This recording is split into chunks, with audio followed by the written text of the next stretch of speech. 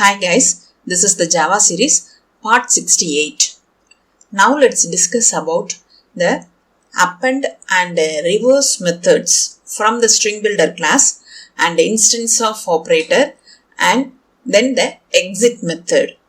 Let's see this example. Here this is my package name and this is my class name. This is the main method. Execution starts only from the main method. Here I have created the variable input. Its data type is string. Okay. The value for input is beauty. I have initialized. And here I have created the input 1. This is the name of the object for StringBuilder class. Okay. This is the default constructor for this class. So inside the input 1, there is no value. Okay. Now only we have created. Okay. Here I have used the append method. Okay, input 1 is the object for StringBuilder class. Okay, so inside the StringBuilder class we have the inbuilt method append. This method is used to add the given new value to the existing one. Okay, so input 1 holds nothing. Now with the help of the append method, I try to add the input value, that is the beauty, to the existing one. Okay, now the value of input 1 is beauty.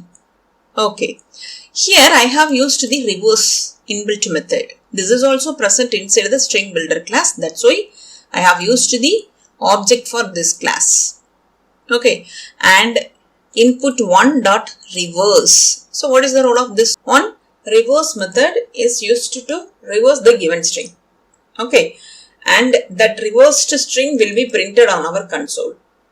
Let me execute this one. This is our input. This is our output. Okay, so Y T U A E B. This is our output. Reverse of the given string. Okay, so inside the StringBuilder class, we have the append method and reverse method. Append method is used to add the new value to the existing one. Reverse is used to reverse the given string, like this. Okay, and InstanceOf operator. Here, this is my class name. This is the main method. Execution starts only from the main method. Here I have created the object for this class. Okay, so this is the default constructor for this class, and here I have used the InstanceOf operator. Okay, what is it? This is the object name and this is the class name.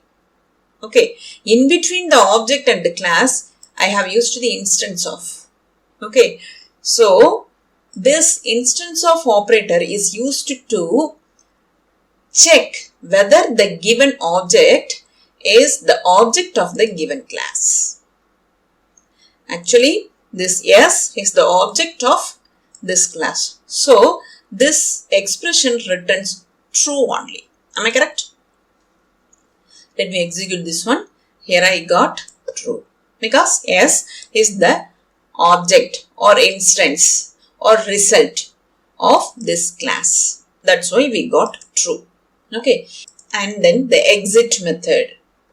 Here this is my class name and inside the main method I have created the array variable ARR. So what is the size of the ARR? 8, because here we have 8 elements. Here I have implemented the for loop, initialization statement and expression and update statement. Okay, here I have created the counter variable I have initialized as 0 and this is the expression. If it returns true only, the control comes inside the for loop and execute all the statements inside the for loop, isn't it? If it returns false means the for loop will be terminated. We know already. Okay, for the first iteration what will happen? I value is 0. I less than ARR dot length returns 8 only because how many elements we have? 8. So the size of the ARR returns 8. 0 less than 8 returns true only. So the control comes inside the for loop. And here we have used the conditional statement if, and here this is again the expression a or I value is 0, isn't it? So 0th index value array element is 1. 1 greater than or equal to 5. If it returns true only, the control comes inside the if block, isn't it? But it returns false. So the else block will be executed. Okay. So here this is our output statement ARR, and concatenate with the I value, and then the 0th index value of ARR, that is 1, will be printed on our console. Okay. And the control comes here. Now the value of I will be updated. That is 0 plus plus is equal to 1. Again the control comes here. Now the value of I is 1. 1 less than ARR dot length. True. So the control comes inside the for loop. Now ARR first index value, that is 2. So 2 greater than or equal to 5 returns false only. So that value will be printed on our console. Likewise 3 and 4. Okay. When the value of ARR I becomes 5, what will happen? This expression returns true, isn't it? True means the control comes inside the if block and this statement will be printed. Here I have used the break. Okay. Break means what will happen? The loop will be terminated, isn't it? So this statement will be printed because this is outside of the loop, isn't it? So this statement will be printed on our console. Okay. Let me execute this one. Here, when the value of ARR I becomes 5, that time this break statement is executed. That's why this for loop is terminated. So we got these values 1, 2, 3 up to 4 only. Okay, and then the exit is printed and the for loop is terminated and the rest of the code is also printed like this. Got it? Now I uncomment this line system.exit and comment this break. Okay. So what is the difference between the exit of 0? This method is present inside this class. Okay. System class. Okay. And this exit method is used to terminate the Java virtual machine. Okay.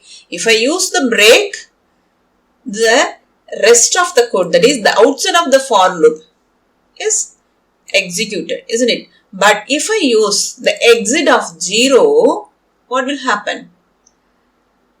It is used to terminate the JVM. Okay. So what is the result? Let me execute this one.